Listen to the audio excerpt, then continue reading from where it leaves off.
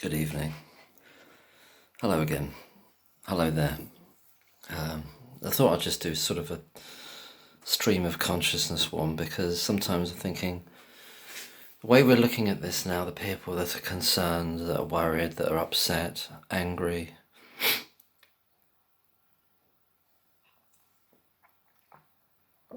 we can't always be,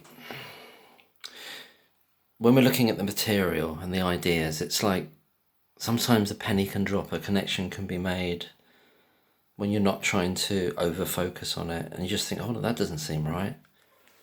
That doesn't seem right.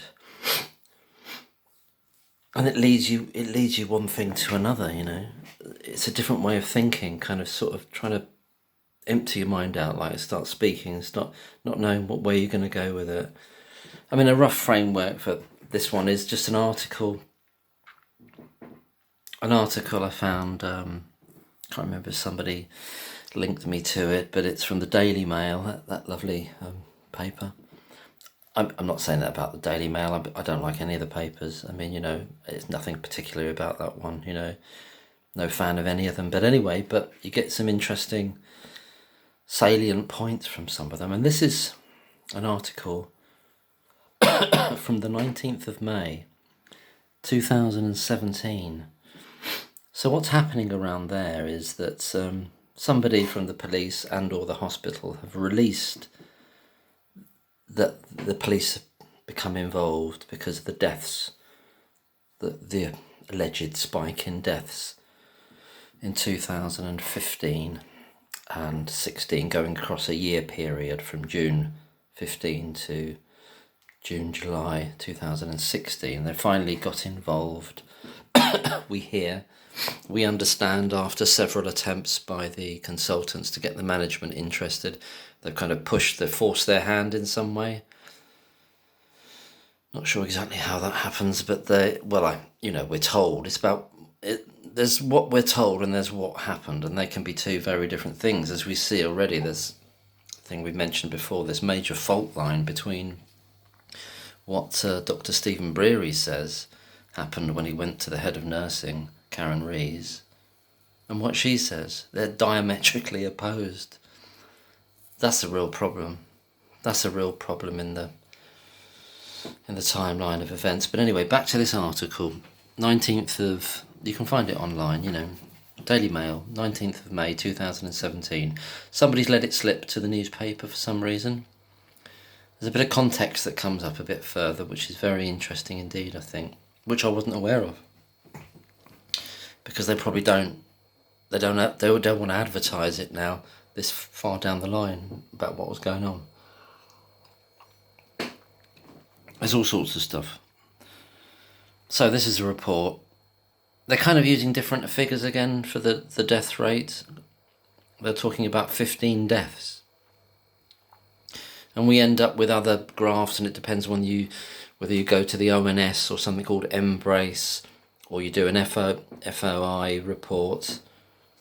You get all different figures, and then that's not even touching the idea about which neonates might die in other parts of the hospital or at home within a couple of days of the mum and the baby going home, or, and this is really important as well, in other hospitals where they've had some care in the Countess of Chester, and then the babies died at another place, like the Liverpool Women's Hospital, or Alderhay, I think would be another one. There's several in the area. So back to this thing here. So we've got this disparity in the numbers again a bit, but it depends which part of the year you're going up to, because people are using a figure for the whole of 215 and 216 in other times. But now we're looking at part of 15 and part of 16, totaling 12 months. And that's a year, but it's splitting across 2 years. So we've got that going on. What else is going on here? Yeah, I asked the question in a tweet. I said, well, why was this leaked 2 weeks from the police being involved? You can find a claim, and again, we don't know, that on the 27th of April, the chief executive of Countess of Chester Hospital wrote to the police and asked them to begin an investigation there because of the number of deaths that had occurred. Other people say the police came in May, so there's only a few days in it. So, but why was it leaked? Why was it put out there? That was a question I wanted to know. But one thing that is salient, just to go back to the Hummingbird Chester police video, the police know from day one that there was a mainstay, one of the main stalwart nurses on that ward who's no longer on it, that she's doing an admin job at this time in May. And according to, just to fill in the gaps a bit, or for the sake of completeness, we've got Evans. Evans says he's joined in May. Bit funny with Evans. Evans joins in May, he says, via the NCA, the National Crime Agency. Again, exactly who contacts who, it's a bit muddy and wishy-washy. And does that matter? Maybe it does. Maybe I don't know to what extent it matters. But Evans doesn't get any bundles of information, of medical notes on the 30 plus quote-unquote cases that he's meant to look at as part of his role in this investigation as it moves forward. So he's hooked up to it in May, and he keeps saying that, but he's not actually has sight of anything until July, or does he? We don't know. These are all what people say. Going back to the disjunction between Karen Rees and Stephen Breary, what people say and what happened could be very different things, couldn't they? There's so many potential fictional lines going through this whole thing about what people said they did, what people said they were trying to do, and they're actually doing something else. So I'm still focusing on the same article. That's what I'm going to do for the rest of the video. 19th of May 2017, Daily Mail article. Title of the article is Police Investigating Baby Deaths at Countess of Chester Hospital. That's the title. So Lucy's on the admin and the police know her name. Why do they know her name? Because, and this is what Hughes, the head detective, he says, well, I could, why didn't I arrest her straight away? Which is a ridiculous thing to even float out, like I said before. They haven't even started any kind of, why didn't I arrest her straight? Well, and he actually said, well, he says, that's a difficult question not to answer. It's just, you can't make head or tail of what he's saying there. It's just crazy. He knows that she's suspected, otherwise why has she been moved off? She's one of their best nurses that picks up all the shifts, but why has she been moved off?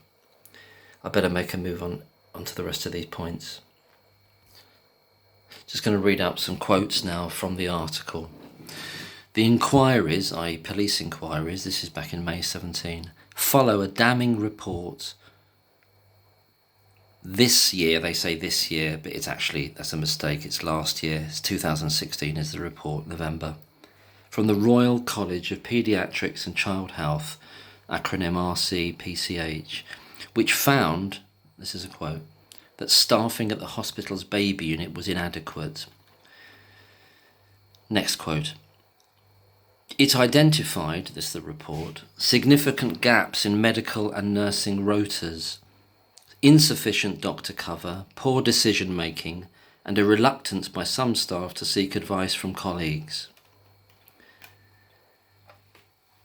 Then there's a separate note that I've made here, is that in this newspaper article, they're querying 15 deaths. 15 deaths. By happenstance or for whatever reason, that's the same figure that Evans uses in terms of all the cases that he considers suspicious. 15, same number. But his 15 are made up of deaths and crashes or collapses in which the baby survived. It's just, I don't know if there's anything in that, but it struck me. Really salient point in this article of 2017, there's no mention whatsoever, and it's really important that unit went up a level to level 2, which means it's taking care of babies that are much more premature with much higher level needs, and that went up at some point in 2014. Nobody can seem to find the exact date of it, But so the period in question they're investigating, the unit's gone up from a level 1 to a level 2, but they don't mention it in this report whatsoever. As the report's written in 2017, they talk about it being downgraded again to a level 1 from a level 2. So they say the mortality rate rise prompted the hospital to stop caring for babies born before 32 weeks and to close its 3 intensive care cots in July last year. That means July 2016. At that point, Lucy Letby is moved into an admin role. The article now talks about the sad case of a baby called Noah and the parents of this, their bereaved parents. But this is about 2014, not the period in question. And the quote is, in Noah's case, who sadly died, in Noah's case, staff shortages meant blood tests and x-rays were not assessed for 7 hours, and there was only one doctor on duty who was splitting his time between the neonatal ward and the children's ward. So that's talking about 2014, giving a sense of what the unit's like there that's actually caused this death. There'll be more about that in a second. The article dots around a little bit, but it says here, the police said last night that it was too early to rule out foul play, but confirmed that no individual was under suspicion or had been arrested. They're kind of lying, aren't they? Maybe they feel they can't tell the truth, but they know that somebody's under suspicion and they know the name. They know it. Article then says a hospital spokesman said there had been no deaths on the unit since July last year. That means July 2016. So between July 16 and May 17. Is that true? I don't know. The figures are so hard to get hold of, really, in terms of, is it the whole year when it happened? We've got to put that to one side, whether that's a true statement or not. But also the main thing there is that in July 16, the unit was downgraded to a level 1, whether there's relatively much less intense care needed. This is a very strong statement from the article. The RCPCH report, this is from November 16, 2016, found nurses had expressed concerns about the capabilities of one locum doctor and, despite seeking reassurances that he would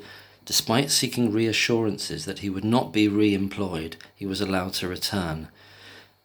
The question that went through my mind was, who were the nurses that expressed the concerns and who was that doctor who came back? Another note from that report says, while consultants visited the neonatal unit daily, there was a reluctance to seek their advice, the report found. And that report's talking about the period in question in which all these quote-unquote murders and attempted murders was meant to happen. So that's giving you a sense of the problems there from the medical side, from the doctor's side, I might finish with this one, see how the time goes. This is massive, I think. Well, I think it's salient, it's strong point. Justine Jones, this is from the article still. Justine Jones, this is new information to me for today. Justine Jones, a clinical negligence lawyer, I'll say that again, a clinical negligence lawyer for Slater and Gordon in Chester, who is representing the parents of several babies who died. And then she goes on to say what's happening with that. The point of that is that clinical negligence claims are in the offing at the point and before the point the police are brought in. What do you think about that? I didn't know that. So at the point they kind of at the tipping point, they're facing a series of, not just one, a series of clinical negligence claims. Those doctors and that unit and that trust and that hospital, clinical negligence claims, at the same time that they make the move to go to the police. I think it's quite... I didn't know that. Did anyone else know that at the time? I mean, I'm talking about now. 6 years later, this is a report from 6 years ago. 7 years ago. No, yeah, 6 years ago. Anyway, I've got to stop there. Thanks very much, and I'll carry on with a bit more of that another time. Cheers. Thank you.